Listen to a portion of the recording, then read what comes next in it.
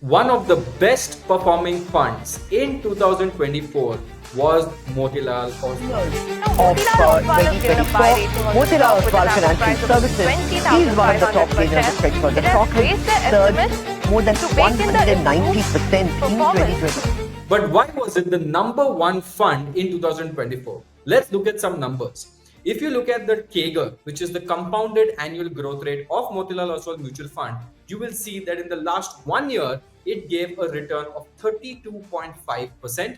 In 3 years, it gave a return of 29.63. In 5 years, it gave a return of 30%. And in 7 years, it had a 21% CAGR. Now, all of this is extremely impressive because think about it, having a 21% CAGR in a 7 year time frame is just amazing.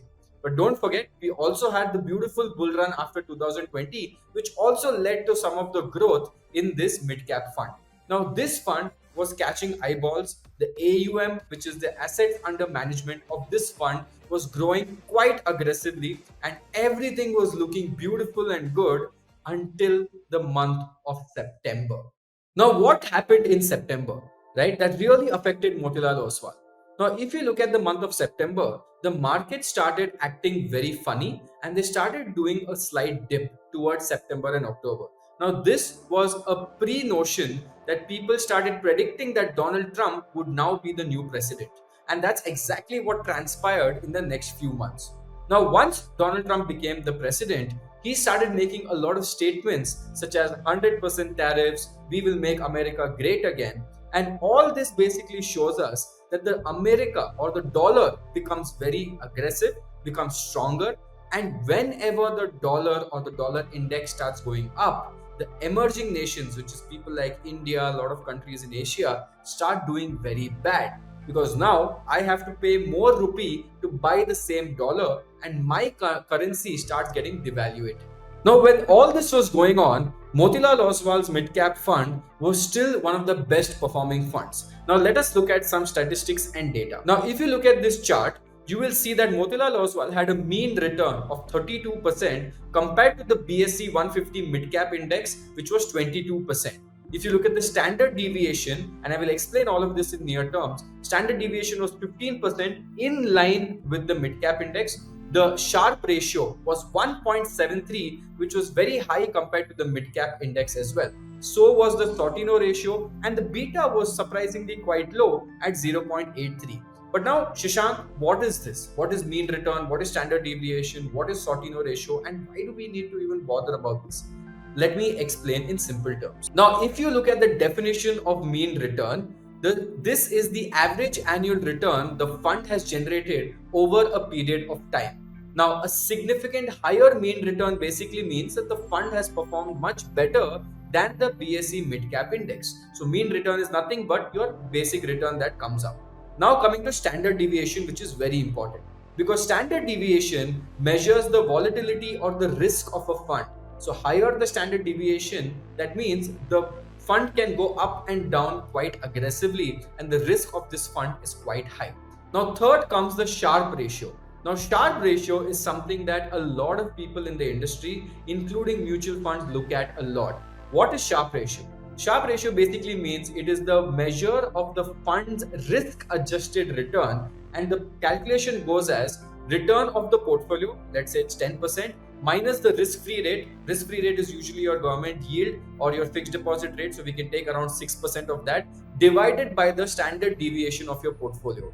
But what this basically means that a higher Sharpe ratio indicates better risk adjusted performance, whereas a lower Sharpe ratio basically says that it is a lower risk adjusted performance. So ideally you want a higher Sharpe ratio where you get a good return but your standard deviation is also low. So that would be the ideal scenario. And if you look at Motilal Oswal Mid Cap Fund, they had a Sharpe ratio of 1.73, which was much better than everyone in the mid cap space. So they were actually doing an amazing job. Now, next comes the Sortino ratio. Now, what is the Sortino ratio?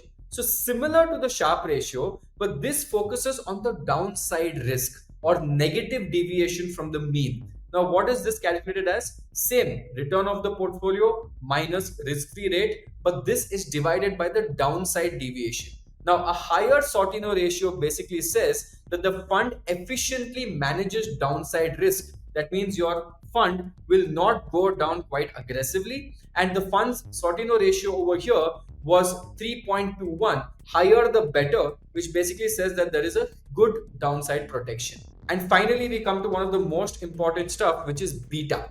Now, beta basically measures the sensitivity of the fund to the market movements. For example, a beta of 1 basically means if the market goes up by 10%, then your fund will also go up by 10%. So basically, beta is how your portfolio is sensitive towards the market. Now, if it is 1, it is in line with the market. If it is greater than 1, then it is more volatile than the market. If it is less than 1, it is less volatile than the market. Now, this can also work in advantage and disadvantage, because if you have a beta more than 1, that means if the Nifty goes up by 10%, your PF might go up by 10.2, 10.3, depending on how above the 1.2, 1.3 ratio of beta is. Same way, if your beta is 0.75 and Nifty is 1, so if Nifty goes up by 10 points, yours will only go up by 0.75 of that. So that is basically how beta is. Now, if you look at the beta of Motilal Oswal, it was sitting at 0.83, which means it is less volatile compared to the benchmark. Now, think about this. They had a very good Sortino ratio, they had a very good beta, they had a very good standard deviation as well, and they also had amazing alpha, which is your mean return. So, everything was going perfectly for this company, but then somewhere towards September, October, Motilal Oswal started getting slightly aggressive. And let me talk about what were the changes.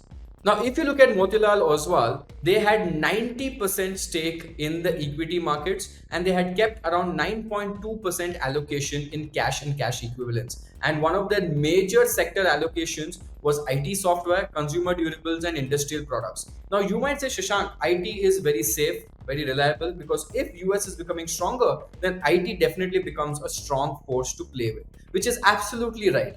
And if you look at the number of stocks they had approximately 26 stocks, with the top 10 stocks taking approximately 64% of the entire portfolio. Now, all this is well and good, but now you need to understand what actually went wrong. Now, before we get into that, you should understand the thesis of Motilal Oswal. Now, Motilal Oswal had created this beautiful framework which was inspired by Warren Buffett, called the QGLP framework. Now, QGLP framework is basically Q stands for quality, G stands for growth, L stands for longevity, and P stands for price. And they're always believing in finding quality stocks with good growth in earnings, which can stay for a very long period of time, and also buying only when the price is reasonable. Now, as you can see, there are two sides to every coin, right? While the positives will outperform in a bull market, in September, October, when things started to turn, Motilal Oswal made some key mistakes. What was the mistakes? Let's look at it one by one. Mistake number one. Motilal Oswal started adding companies that were high growth companies but were also extremely high PE companies. Now, what do I mean by extremely high PE companies? These were companies sitting at P ratios of 100, 200, 300, which is price to earnings ratio. That means even if the company grew by 100%, the P ratio would only come down by half and it was still overvalued. Let me give you example number one. On November 29, 2024, Zomato basically did a massive QIP, which is a qualified institutional placement of 8,500 crores, and Motilal Oswal emerged as the biggest domestic investor. Now, please note, on the day of the QIP was announced, on 29 November, Zomato was sitting at a P ratio of 332, which is supremely overvalued. This also meant that Zomato had to now do really well quarter on quarter, year on year to justify this P ratio. And if anything went wrong with Zomato, for example, if the earnings collapsed or if the competition rises and they have margin depletion, then this stock would correct. And that was exactly what happened when Zomato released their December earnings, and they saw that both the net profit dipped and also the EBITDA margins dipped. And when all of these margins dipped, Zomato came out with a statement and said that the quick commerce business will not be profitable for the next 1 year because they have just front loaded all the QIP money to make more dark stores. And this severely affected Zomato as a stock. And Zomato, which did the QIP at around 280 rupees to 300 rupees, is now sitting at a price of 215 rupees, below the 200-day moving average, and it can even further go down from here. And this affected the portfolio a lot because Motilal Oswal had almost 10% allocation in Zomato. I think 9.98 was the exact allocation. Now you might think, Shashank, that okay, after the Zomato incident, maybe they would not have high PE companies in their portfolio, but that's where you're wrong. Because again, there was stock number two, which was overvalued, and that was Kalyan Jewelers. Now, Kalyan Jewelers was a fast growing company in 2024, mainly because after the budget, we had the import duties cut from Nirmala Ma'am.